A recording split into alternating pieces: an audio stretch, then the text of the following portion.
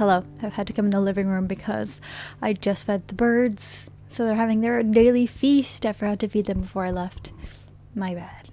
If I had a house out somewhere not in the city, somewhere upstate New York, which is my dream, imagine I'd be such a friend to all the animals except cockroaches and mosquitoes. Those can die for all I care. There's a squirrel that visits from time to time, and the other day it was here and it ate a lot of seeds, and it touched me and I touched it.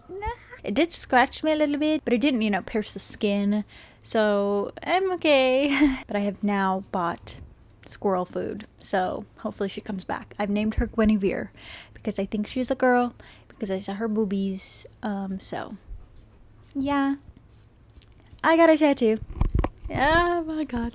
Let's hear it for the sheet ghost. I love a sheet ghost so much. I told the artist, I'll put the artist's name on the screen. I said I want a sheet ghost with lots of folds, and I want the shading to be like little lines, like a woodcut, and I want a skeleton hand coming out holding a lantern or a torch. And so she went with a torch, and I love it. It is bigger than I thought I was gonna get it, but then, if you make it any smaller, then the details will become less, and so I got it this big. And I just love this side, the folds over here, and this side's a little bit darker, has more of more black area.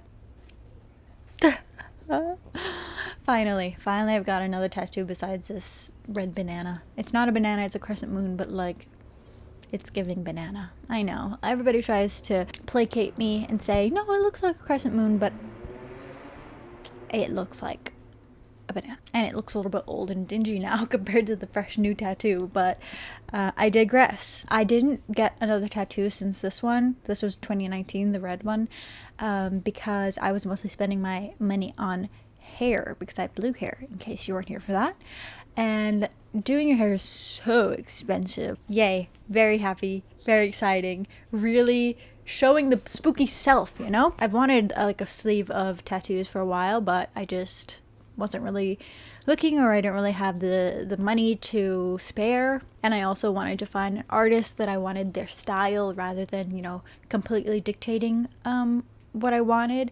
I just wanted to be able to say, I want a sheet ghost, bring in elements of their style and what they do for their artwork. So yay, very exciting, very happy. And it didn't hurt that bad. The red tattoo, I feel like it was really painful, but I was also in the middle of a fever, so that's probably why it was so painful. But this one wasn't so bad. There were, of course, areas that were more sensitive than others, like the top of it was painful a little bit, but it's very passing pain, very temporary pain, and nothing beats the period cramps, okay? But yeah, so listened to some audiobooks while she did the tattoo, and it definitely distracted me from the pain, or from the sensation. I finished The Return of the King, the third book in the Lord of the Rings trilogy. I had a few chapters left, and the end of that book is very cozy fantasy, so it really prompted me. I was like, I should read my little cozy fantasy TBR that I've had prepared for a little while. I didn't want to read it when I made the TBR because I wanted to read a physical book from that TBR, so I was like, I'll save it for another time. Now is the other time, because now I'm in the cozy fantasy mood. Let us read the second book in, I don't know if there's a series name for this, but the first book is Legends and Lattes by Travis Baldrey. The second book, which read in publishing order, even though it's a second book, it is a prequel book, but you have to read the first book first, obviously. I really enjoyed Legends and Lattes when I read it last time for a little cozy fantasy moment, and I've seen people say that it continues the same vibes, even though it's a little bit of a different, it is a different story, but with the same main character. And so far I'm almost done. I have an hour left of the audiobook, but it has been a very cozy read. It has the same kind of cadence as the first book, and that's what I loved so much about the first book. Last time I read Legend and Lattes, and then I tried to read Can't Spell Treason Without T, but there was something off about that, the pacing or the quality, the whimsicality of it, something I was trying to talk about last time. But I don't know, Travis Baldrey just really does something for me there. Also, he narrates the audiobook, and I think he's a very good narrator, so it's been quite an enjoyable time. So I'm gonna finish up that book, and then I have a physical book to read that was recommended to me by somebody from the last video. in the comments. Thank you very much. Because I was talking about how I really like, what I really want in a cozy fantasy is whimsical creatures, because it adds another level of whimsy to a story. So I was looking for a story with anthropomorphic characters. Wind in the Willows, I think it's called, is kind of classic. It's fairly old. So I got a physical copy of that. Don't really know where it is. I feel like it might be on my shelf right there, but you know how it goes. The stacks just start piling up. I really, really need another bookshelf, and I would love to like do a big bookshelf back here, and I have the one I want, but I got a tattoo instead of a new bookshelf, because not only would I have to pay for the bookshelf, but then I would have to drag it up all the flights of stairs to my apartment. So I went with the tattoo. What was I saying? Books. Right. Wind in the Willows. So I'm going to finish up Bookshops and Bone Dust. That's what the second book is called, if I didn't mention. And then I'm going to read that one later this evening. And I don't know what other books I had on that TBR. Just the Wind in the Willows and the Bookshops and Bone Dust are the ones that I know. So, yay. I also got sent by a publisher a book, and it said cozy fantasy, but I didn't really read the description to it in depth. So I'll look into that one, and then we'll see what we'll read after. But don't be too hasty. Let's read the ones that we have right now. New tattoos. So excited. Because this was harder than it had any right to be.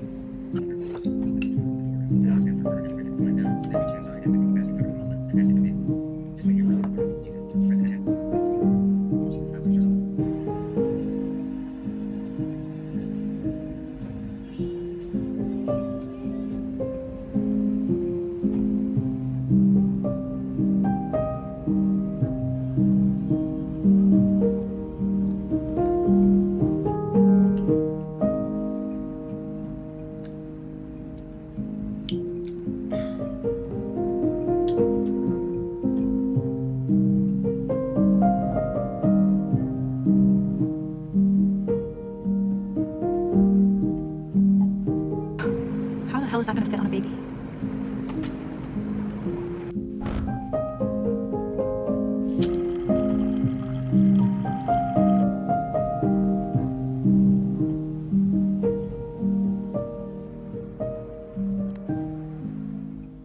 Hello.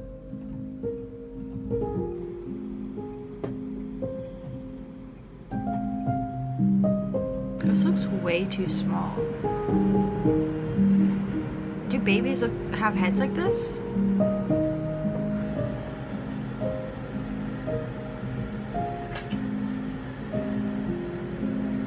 Okay, this one is too big. This is 6 inches. Ah, shit.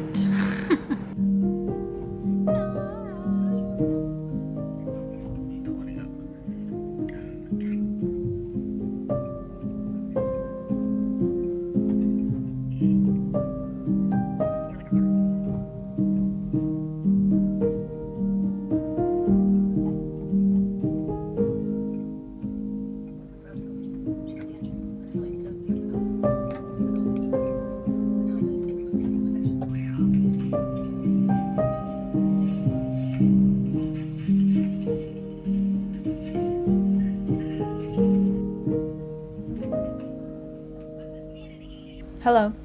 I crocheted a baby hat. Woohoo! I usually put off these things very badly, but of course I am contrary. So when my sister was like, Katie never finishes the crochet stuff she said she's gonna make for me, I was like, watch me. She led me into that one. So I finished it. Well, it's not finished yet. I obviously need to weave in the end and make the little stem, because it's a pumpkin, because the baby shall be born around Halloween time. Hopefully, what did I say my guess was? I don't even know what I said my guess for the date was. I think I said like the 25th or the 23rd. I don't know. It's written down somewhere, but it's coming. A little more than a month away. Ow, it's so hot. It's my second cup of coffee. Yay! So I finished Bookshops and Bookshop is a word. Bookshops and Bone Dust. I enjoyed it. Maybe I enjoyed Leches and the Lattes more, but it still had the same kind of feeling, same kind of cadence. Ended up ultimately enjoying it. It was a nice little listen. But now I looked at the TBR that I had made, and I totally forgot about this book, but it's The Very Secret Society of Irregular Witches by Sengu Mandana. I forgot about this book, and a little bit because it's about humans, but it's about witches. So it sounds like this main character in her world, like regular real world, but witches are always orphaned. It's not allowed for there to be like multiple witches together at once and like living together. But then she gets invited to this house where these young witches, like 3 young like little girls, are living, and she's been invited to teach these little girls how to be a witch. So it's giving very contemporary, but it's got a good amount of witchiness, magic, that it's okay for me. It's tolerable. It'll pass.